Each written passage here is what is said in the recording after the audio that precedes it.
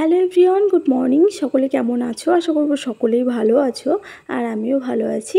আমি সুস্মিতা। আমার নতুন আরও একটি ব্লগে তোমাদেরকে জানাই অনেক অনেক স্বাগত আর ভালোবাসা। আজকে হচ্ছে সোমবার, ঘড়ি কাটায় এখন সময় হয়েছে 6টা। তো ঘুম থেকে উঠলাম, উঠে এই যে প্রথমে এই যে দুয়ারে জলটা দিয়ে নিচ্ছি, আর এখন থেকে তোমাদেরকে সাথে নিয়ে আজকে ব্লগটা শুরু করছি। আশা করবো প্রতিদিনের মতো আজকে ব্লগটা তোমাদের একটু হলেও ভালো লাগবে। তো দুয়ারে জল দিয়ে এসে এবার তোমার রান্নাঘরটা ঝেড়ে মুছে নিয়েছি। এখন এই যে ডাইনিংটা পুরো সুন্দর করে ঝেড়ে নেব। আর কি হয়েছে বলো তো, মানে 2-3 দিন ধরে না বেশ ভালো রোদ দিচ্ছে। আর মানে ঘুম থেকে উঠেই মানে জানালাটা খুলে যেই দেখছি যে ঝলমলে রোদ, তবে রোদের টেম্পারেচারটাও রয়েছে, গরমও লাগছে সাথে, জানো তো। তবে যা 2-3 মাস টানা বৃষ্টি হলো, সে কারণে এই রোদটার কিন্তু একটু দরকারও আছে। একেবারে যদি রোদ না হয় তবে না চারিদিকে এমনিতেই তো মানে কি আর বলবো, ভেসে যাচ্ছে, আর বৃষ্টিতে তো যা তা অবস্থা। তো যাই হোক, বেশ ভালোও লাগছে। তবে এখন সকাল 6টা মানে যা রোদ দিচ্ছে, মনে হচ্ছে যেন অনেকটাই বেলা হয়ে গিয়েছে। তো যাই হোক, ঘুম থেকে উঠে চলো এবার একে একে কাজগুলো করতে থাকি, আর তোমরা ব্লগটা কন্টিনিউ করো। তো বন্ধুরা, ডাইনিংটা ঝেড়ে মুছে একেবারে ঘরদোরও ঝেড়ে মুছে নিয়েছি। তবে ঘর ঝাড়া মোছাটা আর আজকে তোমাদের সঙ্গে শেয়ার করলাম না। এখন বাসি নাইটিটা ছেড়ে এই যে তোমার একটু নিজে ফ্রেশ হয়ে নিচ্ছি। আর আজকে না স্নান করলাম না, কারণ একটা বড় কাজ রয়েছে, যে কাজটা আমি এর আগে কখনো করিনি। তো যাই হোক, সেটা করব বলেই আর কি আগে এদিকার কাজগুলো গুছিয়ে নিই, কারণ ওই কাজটা করতে আবার সময় লাগবে। তারপরে আবার প্রথমবার করব, একটু তো হাঁটতে সময় নিয়েই বসতে হবে, তাই না বলো? তো যাই হোক, আর টুকিটাকি যে 2-1টা জামা কাপড় ছিল সেগুলো ভিজিয়ে রেখেছিলাম, তো সেগুলোই কেচে দিয়েছি বাসি নাইটিটা ছাড়ার আগে। তো এখন সেটাই আর কি মেলতে চলে এসেছি ছাদে। আর বাতাসও দিচ্ছে, দেখতেই পাচ্ছ।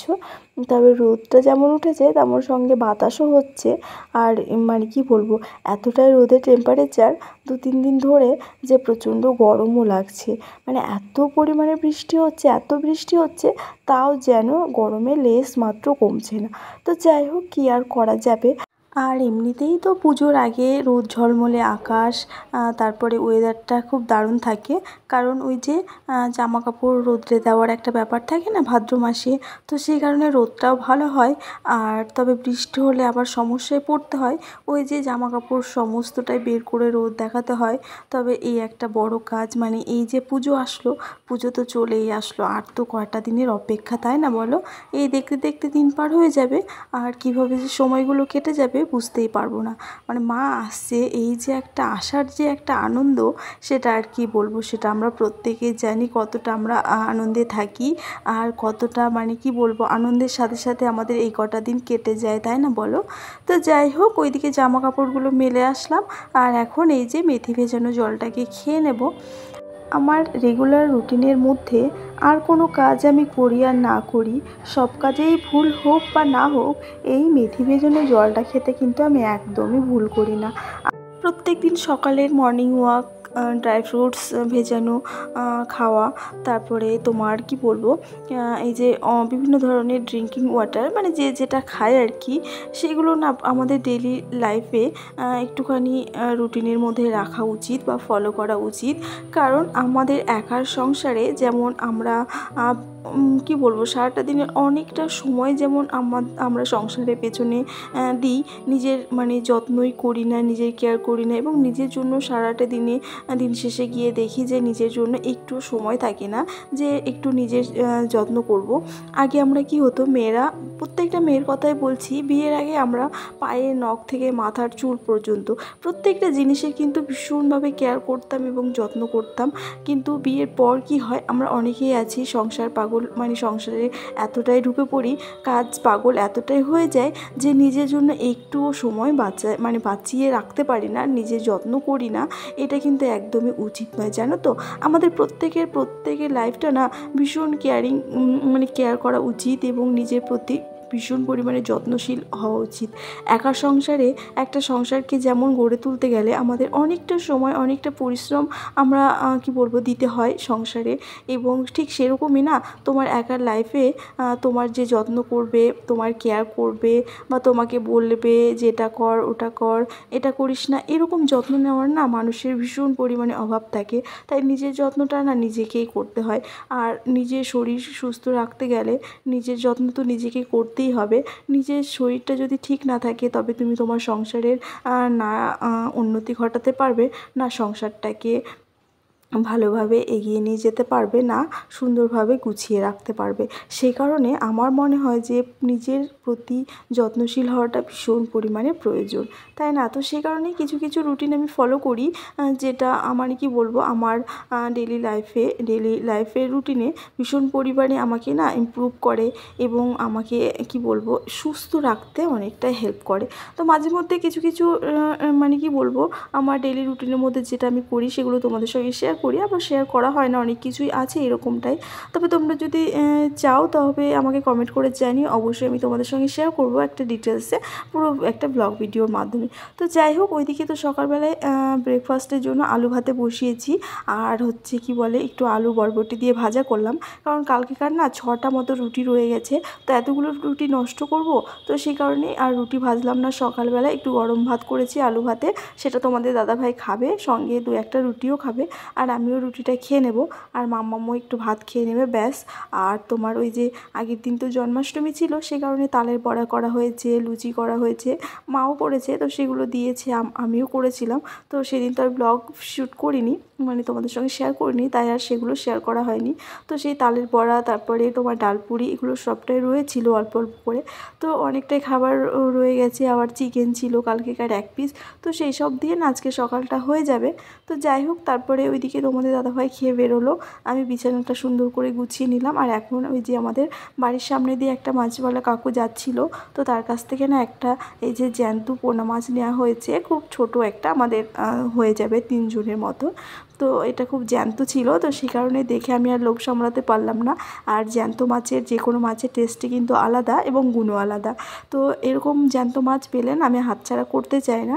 তারপর বাড়ির উপর দিয়ে যখন পেয়ে গেলাম, তাই আমি আর মিস করলাম না, নিয়ে নিলাম। দেখো, তো মাছটাকে কেটে দিয়েছে কাকুই, আমি এবার সুন্দর করে ধুয়ে নিলাম। এবার দুপুরে রান্নাবান্নার দিকে আসলাম আর কি। এখন ভাতটা বসিয়ে দেবো আর মাছটা ওইদিকে ভেজে নেব, আর তাড়াতাড়ি করে রান্নাটা গুছিয়ে নেব। সকালবেলায় তোমাদেরকে বললাম যে একটা বড় কাজ করব।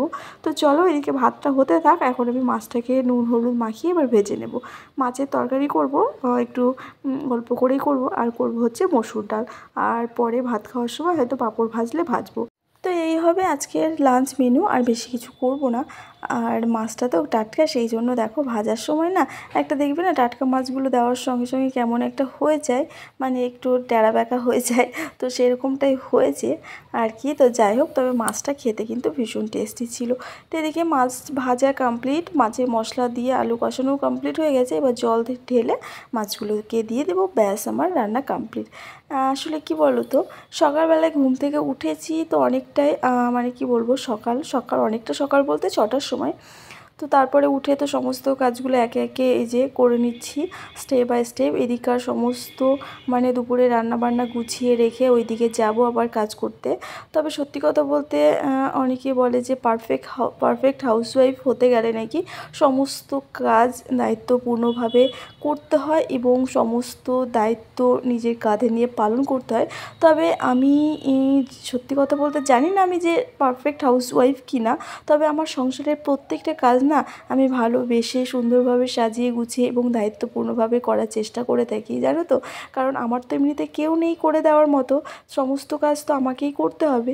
তো সেই কারণেই সব কাজ আমি আমার নিজের মতন করে গুছিয়ে করে নেওয়ার চেষ্টা করে থাকি সব সময়, এবং কারোর উপর কখনোই আমি কিন্তু ডিপেন্ডেন্ট নয়।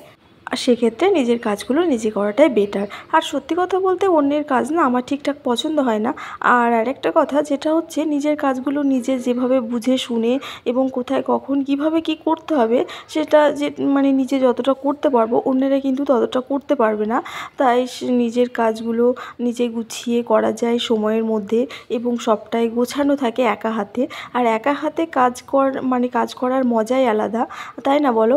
অন্যের সাথে তুমি বকবক যত করবে, অন্যে অন্যকে যতটা বুঝিয়ে দেবে যে এটা কর সেটা কর, তার থেকে সেই সময়ের মধ্যে নিজেই কিন্তু ঝটপট সেই কাজগুলোকে করে নেওয়া যায়।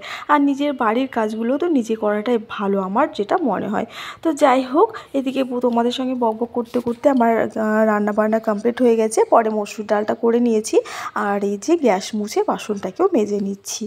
এদিকে কিন্তু সময় অনেকটাই হয়ে গিয়েছে, প্রায় 12টা বেজে গেছে জানো তো। মাম্মামকে স্নান করাতে হবে, আর আমি তো বললাম যে স্নান করিনি, কারণ একটু পরেই পুরো ভূত হয়ে যাব, যার কারণে স্নানটা করিনি, একেবারে কাজটাকে কমপ্লিট করে তারপরেই স্নান করব। তো চলো বাসন কটা মেজে ঘরটাকে সুন্দরভাবে ঝেড়ে গুছিয়ে রাখবো, তাহলে এদিকে আর কোনো কাজ থাকবে না, সবটাই গোছানো থাকবে। আর রান্নাটা করে মানে ওই কাজটা করতে যাব, যার কারণ পরে না আর রান্না করতে ইচ্ছে করবে না, আর রান্না করতে করতে তখন অনেকটাই লেট হয়ে যাবে। তো সেই কারণে আগে রান্না বান্নার কাজটাকে গুছিয়ে রাখলাম। তো এদিকে বাসনটাও ধোয়া হয়ে গেল। তারপরে আজকে স্নান করতে করতে তো অনেকটাই লেট হয়ে যাবে, প্রায় 2-2:30 বেজেই যাবে। তো দেখা যায় কী আর করা যাবে, প্রত্যেক দিনই যে সব কাজ একেবারে পারফেক্টলি হবে টাইমের মধ্যে সেটা তো হতে পারে না, এক একদিন তো তার ব্যতিক্রম অবশ্যই হবে। তো আজকে হচ্ছে সেটাই। তো ফ্রেন্ডস, এখন এই যে দেখো ছাদে এসেছি, আর এই যে ওইদিকার কাজ তো মোটামুটি কমপ্লিট হলো, সব গুছিয়ে রেখে এখন এই যে কালকে তোমাদের দাদাভাই এই যে মসুর ডাল আর মটর ডাল ভাঙিয়ে এনেছে মিল থেকে, তো সেটা এখন ঝাড়বো। এটা হচ্ছে সবথেকে বড় কাজ আজকের। তো চলো দেখি কতটা কি পারবো ঝাড়তে, যদিও পারি না, দেখা যাক, চেষ্টা করা যাক। তো মোটামুটি চলার মতো। তো ফ্রেন্ডস, এই হচ্ছে সেই কাজ যেটা আমি জীবনে কোনো দিন করিনি। তো সংসার করতে গেলে সব কিছুই করতে হয়, জুতো সেলাই থেকে চণ্ডীপাঠ সবটাই এখন করতে হচ্ছে আমাকে। তো এই হচ্ছে ডাল ঝাড়ার কাজটা, যেটা আমাকে এখন করছি আমি বসে বসে। এগুলো হচ্ছে আমাদের জমির ডাল পেয়েছে, তো অল্প করে পেয়েছি, তো এগুলো তো আমি আর যাতাই ভাঙতে পারবো না, তাই মিল থেকে ভেঙে এনেছে। তো প্রচুর পরিমাণে গুঁড়ো বেরিয়েছে জানো তো। তো যাই হোক, এখন এটাকে ঝেড়ে টেড়ে ঠিক করব। তো চলো আজকের ব্লগটাও এখানেই শেষ করলাম, দেখা হবে পরবর্তী ব্লগে। সবাই ভালো থাকবে, সুস্থ থাকবে, অবশ্যই আমার পাশে থাকবে। আজকের ব্লগটা কেমন লাগলো কমেন্টের মাধ্যমে জানাবে। টাটা।